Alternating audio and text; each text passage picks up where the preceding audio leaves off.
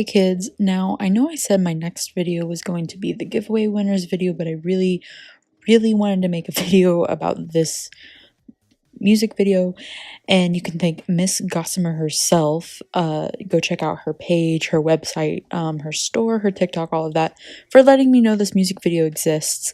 I was honestly going to wait a bit, but then Ethan Becker himself made a video reaction, and I took that as a sign to just go ahead and react to this video and get it over with so I don't have to worry about it later.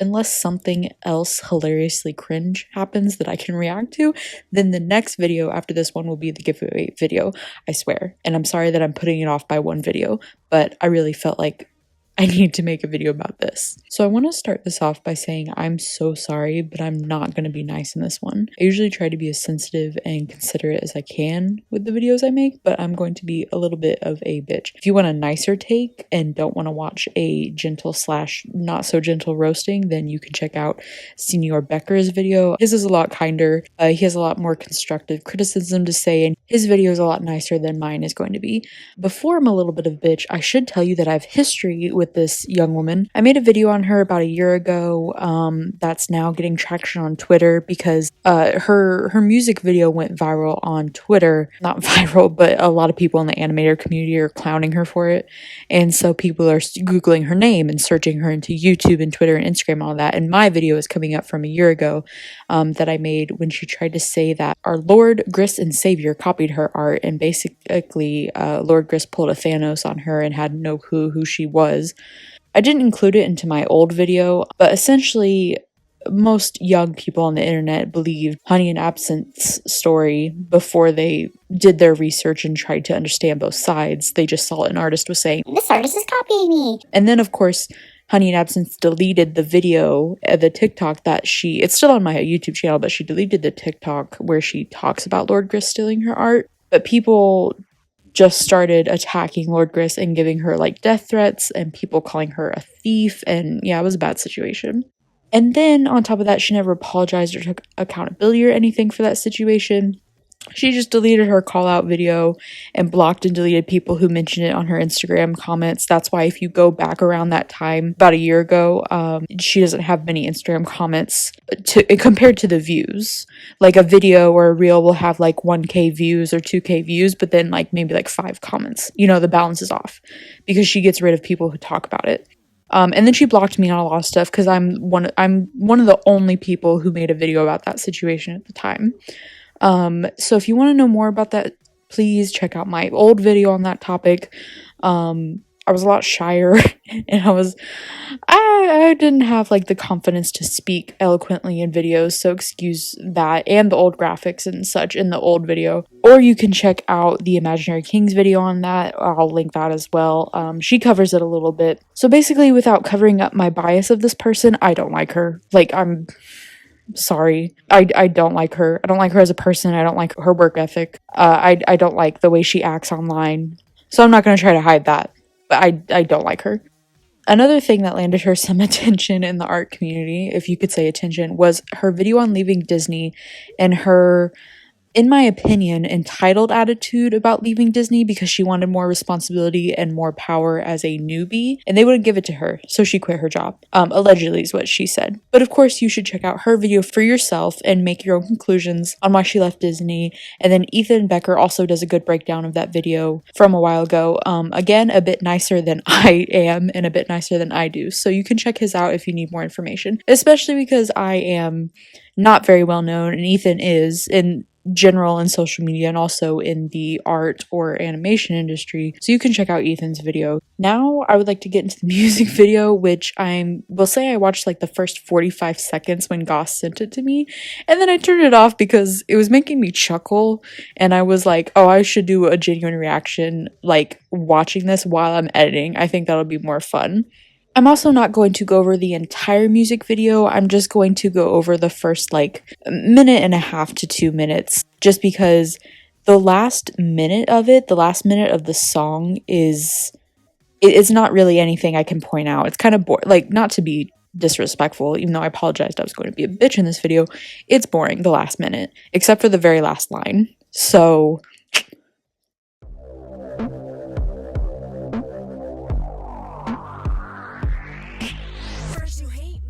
Isn't this where they shot the driving competition in Greece? First things first, I said I was going to be a bitch. Trust me, I will be. But the composition of this video isn't bad. And I don't hate the beat. The whole aesthetic and vibe of all of this is not that bad. I don't mind the music at all. The rapping just sucks ass. Like, I hate the rapping. I don't like the lyrics either. But it's not horrible. And in general, all of this gives me the like big Brett Rivera vibes. You know, when he roasted his sister, and Noelle and Cody did a video about it. If you guys have seen or remember that video at all, just in general, like people who are rapping who shouldn't be rapping, you know what I mean? Basically, most white people or POC who are not black that shouldn't be rapping. Also, I'm sorry, no one is talking about you leaving Disney but you, ma'am. No one is. No one's really judging you leaving Disney for the reasons you think either. People talk shit about you leaving Disney and how you're determined to burn every bridge you have with any animation studio ever by continuing to talk about your experience in the way you do, and you keep bringing it up years later. Your Twitter bio says ex-Disney. At that point, people would have let it go. But girly, I promise people don't also stan Disney the way you think you do. One of the main the whole I guess I should say intent with her lyrics and with how she is online in general is she thinks that people like worship Disney, which most people, there's a whole cult of Disney adults, which I could talk about that one day too. There's a cult of Disney adults who worship Disney, but most animators, most artists, most people that are at least old enough to be self-aware. Okay, choreography. Also, again, the beat isn't that bad, but she sucks at rapping, so it throws it off a lot. Most people don't like Disney that much. I mean, Disney in general is a part of a lot of people's of this generation and the generation before us. It's most of our childhoods, but people aren't on their knees sucking Disney's dick, like praising how much they love Disney. A lot of people know that Disney sucks. Disney is a corrupt corporation that screws over people all the time for money. I honestly applaud her big swinging ball sack by continuously calling out Disney because they're a major corporation and they control a lot of the stuff in the world. I'd say America, but it's the world. But I mean, just not even a week ago, it was announced that Scarlett Johansson, ScarJo, is screwing over her contract, and she wants like $50 million because they promised her that they would wait to stream her movie on their platform because a lot of actors' payroll is dependent on how they perform in the box office. And a lot of people's main reaction from this was to support Scarlett Johansson in suing them. A lot of people, I mean, there are some who are like, does she, as a billionaire, really need any more money? It's not about the money. It's not.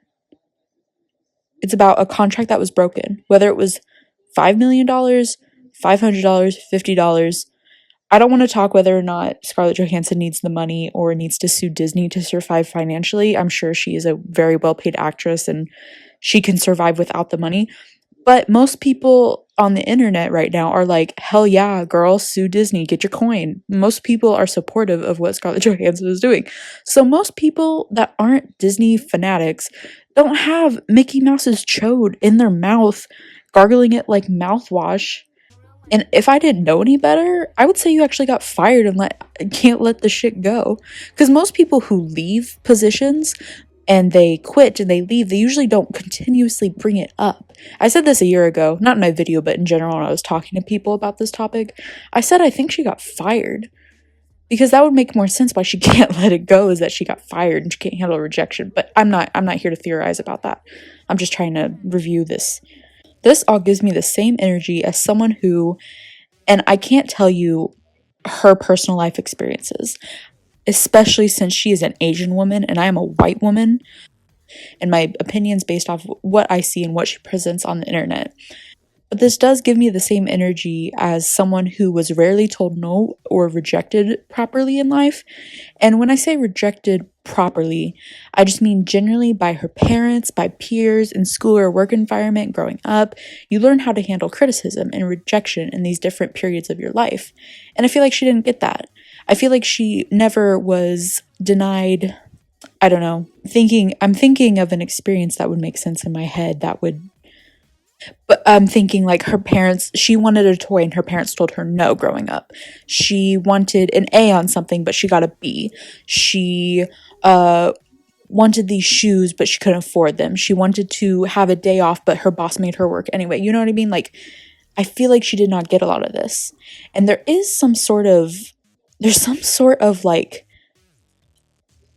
people keep calling her on different social, if I find the screenshots, I will put them here, but people keep saying that she's rich or that she came from money or that she like had her entire life bought for her and she never worked.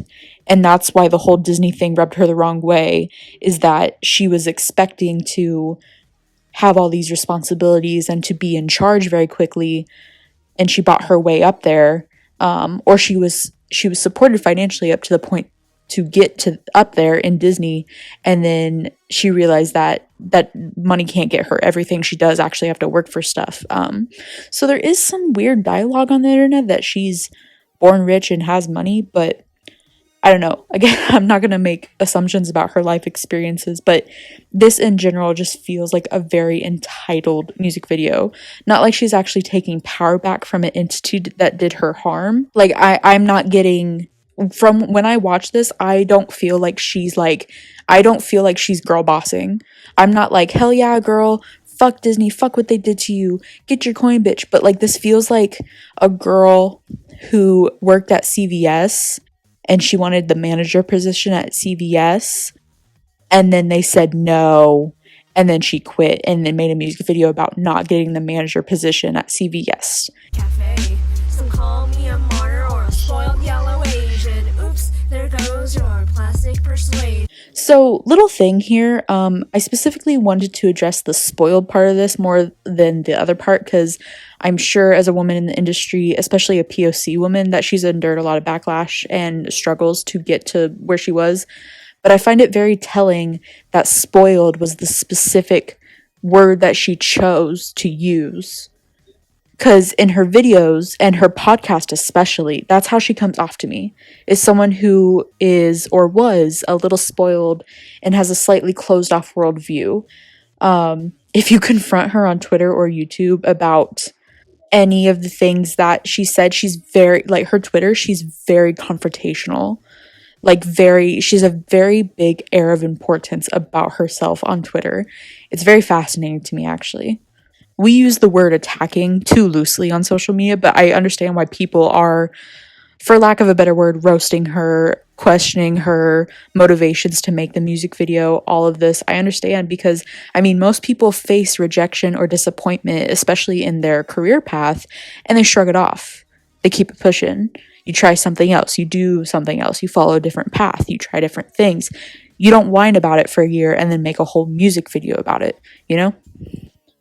Anyways, the music video goes on and on like this. I'm sorry this was mostly me ranting more than it was me reviewing the music video, but I am also afraid that she's going to see this and try to copyright strike me for using her content. So I wanted to make sure I didn't do the whole video anyway, but the rest of it is pretty repetitive. She tells Disney to suck her dick, that they're racist, which they are. She was right on that, they are. Why do people stan Disney? Which, girly, we don't.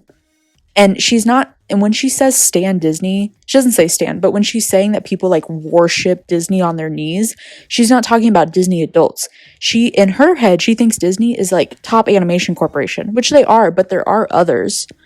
There are other entities that thrive pretty well without being under Disney's boot.